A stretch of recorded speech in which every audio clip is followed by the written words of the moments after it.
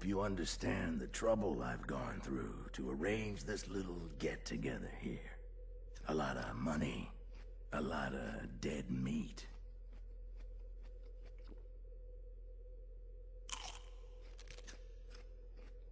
Look, I've got a problem.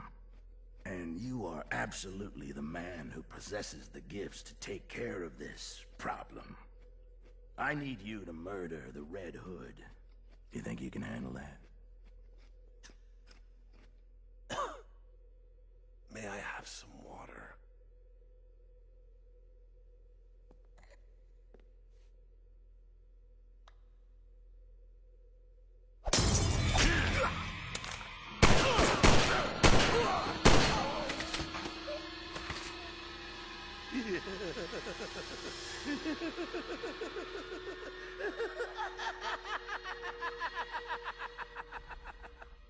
I'm going to need something to wear in a very big truck.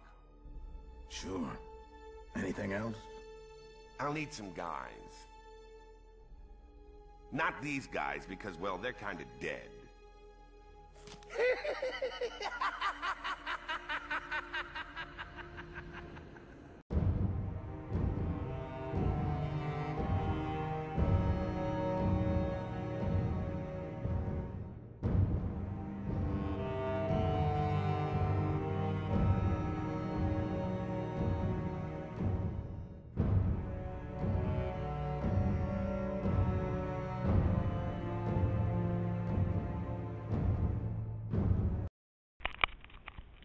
Hello, this is Alex Ramsey, host of Night of the Batman, with a very special review today for Batman Under the Red Hood, a DC animated universe direct-to-video movie.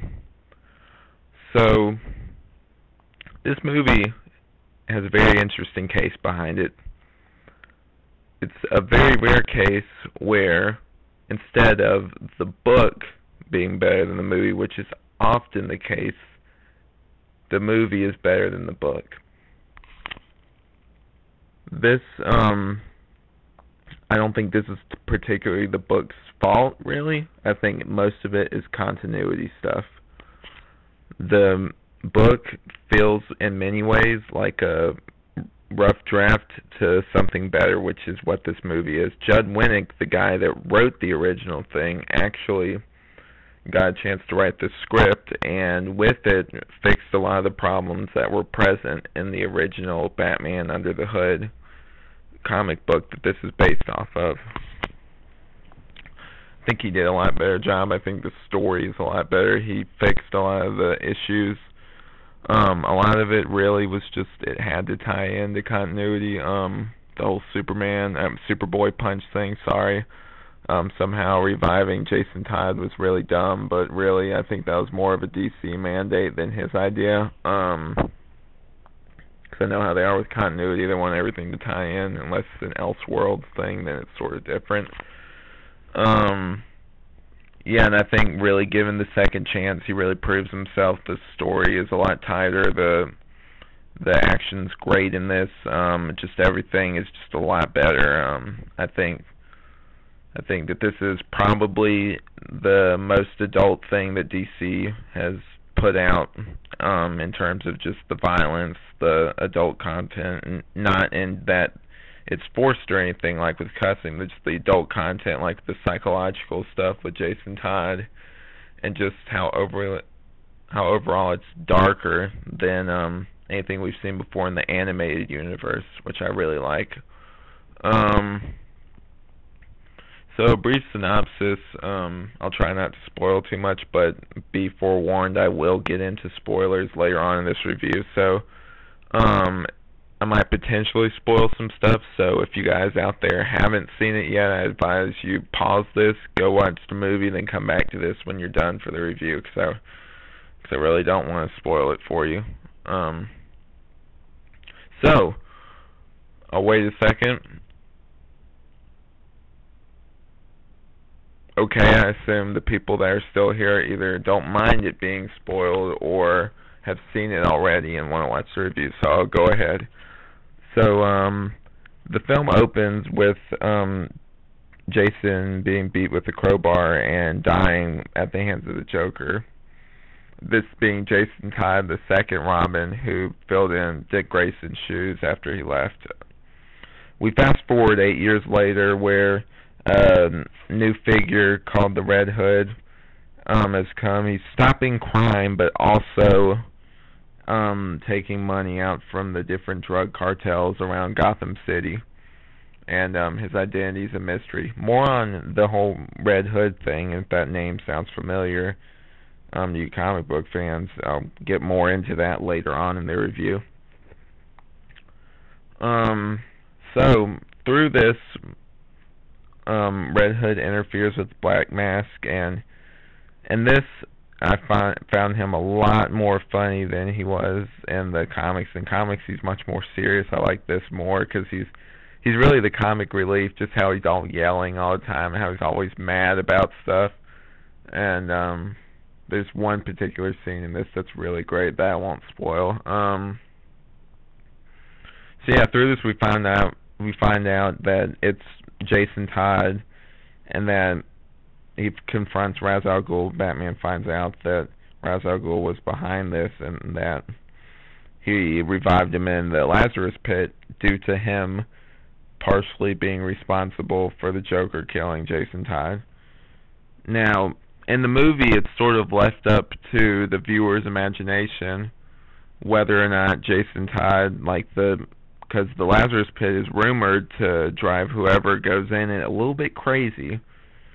And so it's sort of left up to the viewer to decide whether or not him going in the Lazarus Pit sort of made him crazy, or if he was just like that the whole time, he's just really now showing who he is.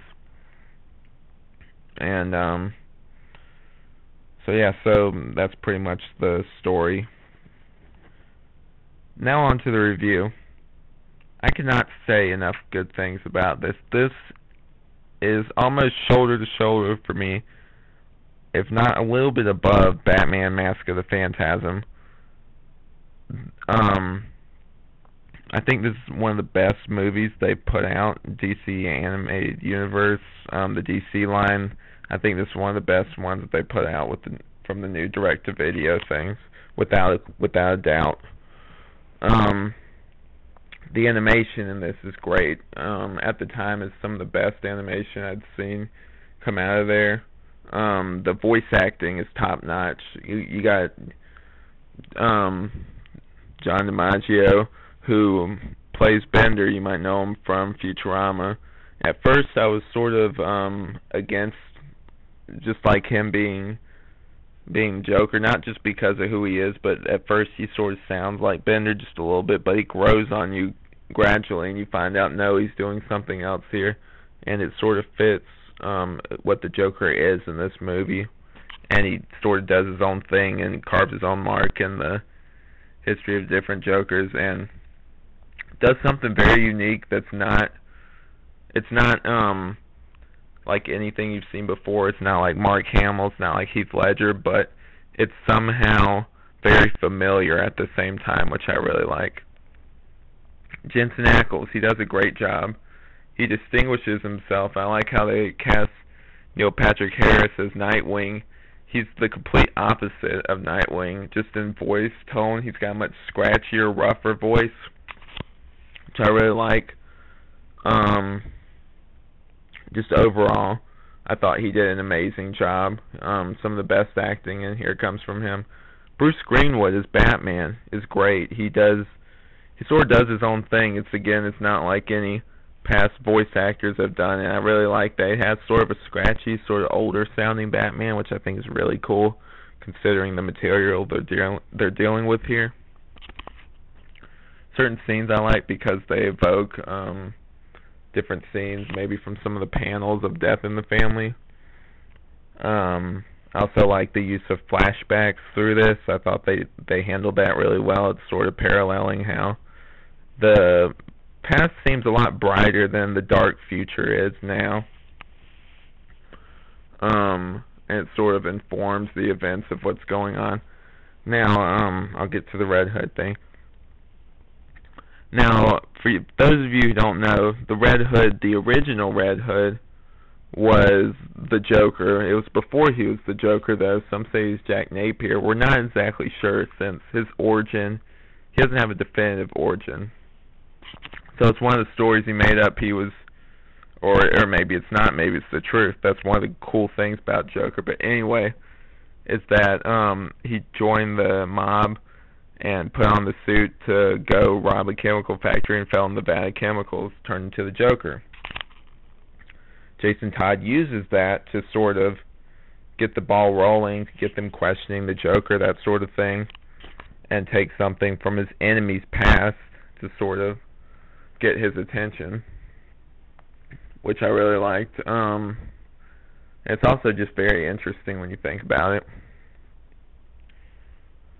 Overall, everything in this movie is really great. I think Judd Winnick proved himself. He did a great job with this. I'm not saying that the book is terrible. It's not. It's a good book, but I think that it feels like a rough draft compared to what the movie ultimately is, which is amazing. I can't give this movie enough compliments. Go see it if you're a Batman fan. If you're not a Batman fan, you're just interested in Batman, maybe a darker Batman, go see it. If you're just wanting to watch a good animated movie, go watch it. You won't be disappointed. I'm going to do something very rare, and if I had to rate this right now, I'd probably give it a 5 out of 5. It's that good. So if you haven't yet, go see it. I'm sure you'll enjoy it. I know I did. So I guess that's about it, guys. I hope you enjoyed this review.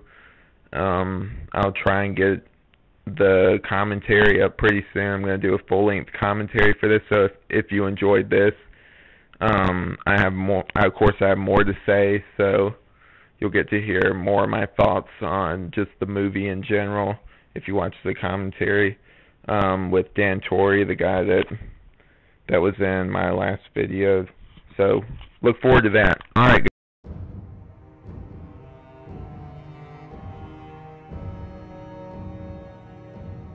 Let's go.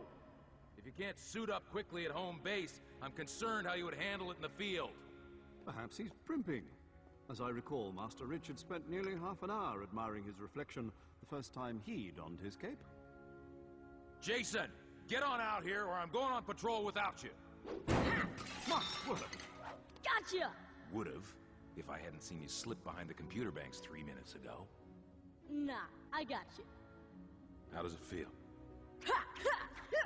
It feels awesome! Check me out! I'm Robin, the boy wonder! Are you kidding me? This rocks! Come on, old man. We've got bad guys who need chasing.